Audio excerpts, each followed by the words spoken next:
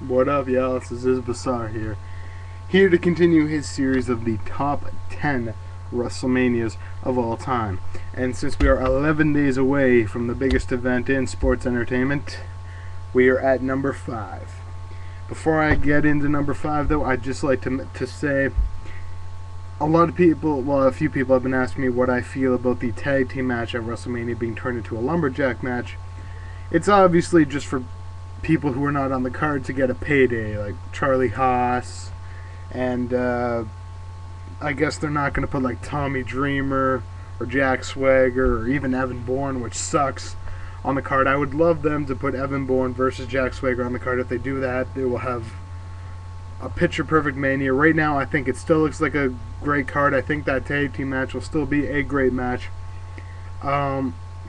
Just as long as it's given time, like their matches on SmackDown have been getting. If they get like 15 minutes or so, they will still have a great match. I can guarantee that. But if it's cut to like 5 or 6 or 10 minutes even, it still won't be that good. So, anyway, let's get right into it.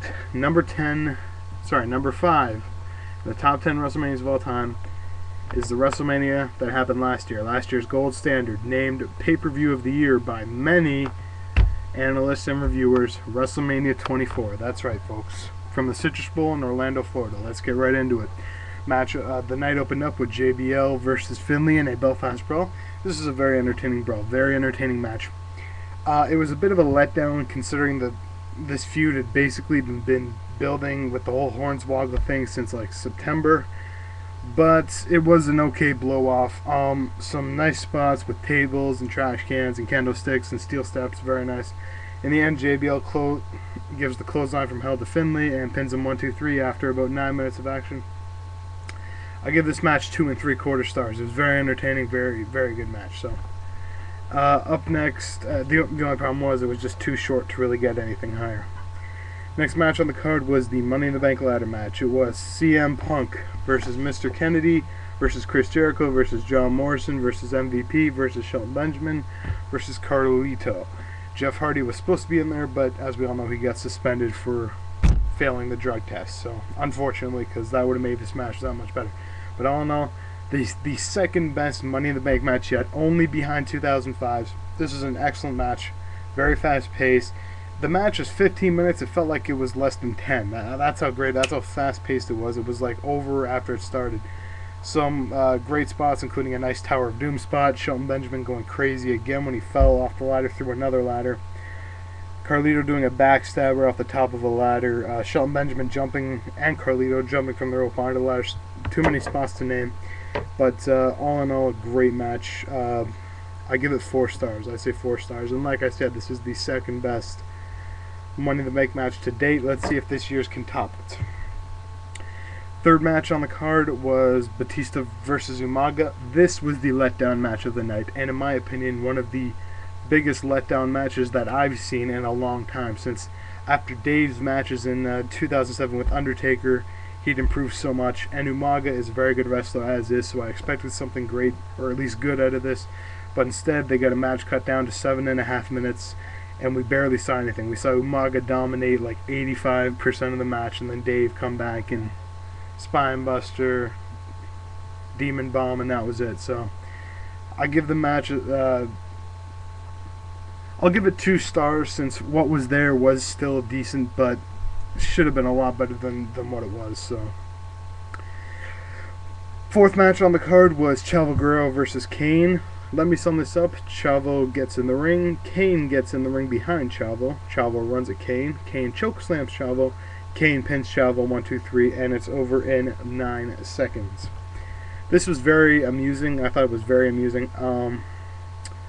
But to have this as an ECW title match at a WrestleMania, I know this was only done to surpass the 9 seconds that King Kong Bundy pinned SD Jones in on WrestleMania 1, but anyway, this is an NA match. I can't rate it. It was only 9 seconds long. So, up next we had Raven Simone come in the ring and talk about all the charity work she and the WWE had done.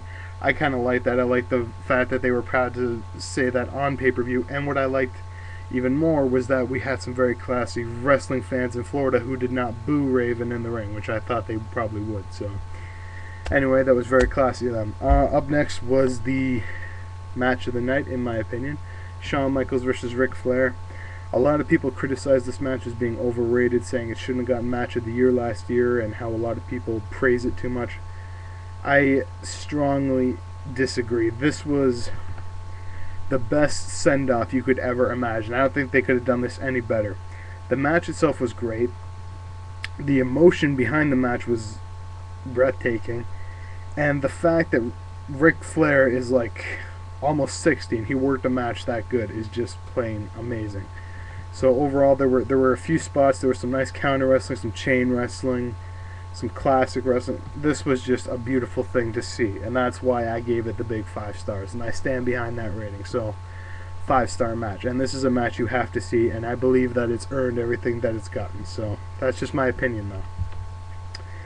Up next, we had BunnyMania 2. Sorry, BunnyMania 1. God. It was Beth Phoenix and Melina versus Candice Michelle and who else was in that match? Anyway, I'll say BunnyMania 2. I think it was Mickie James, maybe Ashley. I think Ashley was the other one in it. But anyway, that just goes to show how much I cared about that match. That match was not that good. It basically had nothing. The only thing memorable about it was when the lights went off and they had to use the stage lights, and I thought that was pretty cool, though. I liked when that happened.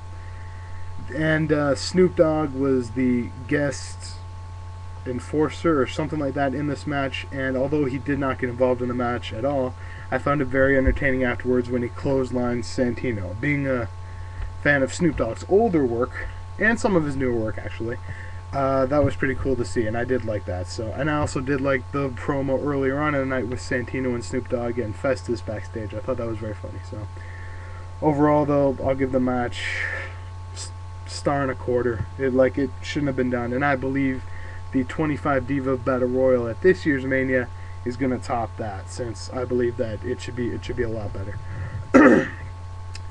Up next was the WWE title match. It was Randy Orton defending the title against Triple H and against John Cena. John Cena has his entrance played by a marching band to the ring. This match was very good. Very good match. Some very nice spots, including a double DDT. Randy Orton throwing John Cena's head into the ring post after doing a run around the ring. I thought that was pretty cool.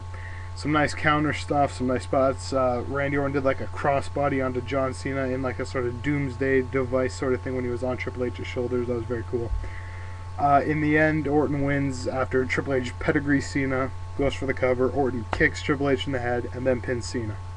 Very entertaining match. The only problem with this match was that it was too short. If it had gotten five more minutes, it would have been over 4 stars at least. If it would have gotten 10 more minutes, it probably would have been close to 5 stars. It was going along excellently. So, but since it was not that long, I'll give it 3 3/4 stars. Still very entertaining. So, up next we had Floyd Mayweather Jr. taking on the Big Show in a no disqualification match. This, in terms of celebrity matches, this is a 5-star match. In terms of celebrity matches, I've never seen a celebrity match work this well. And this just goes to show everyone out there who denies that Triple H can book this match, prove you wrong, because Triple H booked every second of this match, and it worked out perfectly. The crowd was into it. We were into it. There were actually a few nice spots in the match, and it was overall very, very entertaining, and that can very rarely be said for a celebrity match. So I'm going to give this match an even 3 stars. The only thing I didn't like was that Floyd Mayweather won. I know that sort of had to be done since he was scheduled to face Oscar De La Hoya in a rematch. However, he retired from boxing later that year, so that rematch never happened. So anyway, all in all, I'm going to say 3 stars. It was a very entertaining match. And then comes our main event, Edge versus The Undertaker. Now, this was an excellent match. Second best match of the night. A great World Heavyweight title match. 2 things that were wrong with it. 1, the commentary. Michael Cole, there are only so many times you can say ultimate opportunist and best pure striker in the game before it gets fucking annoying. So, anyway, but overall, some great wrestling, some great spots. 4 1/4 stars, and that's about all.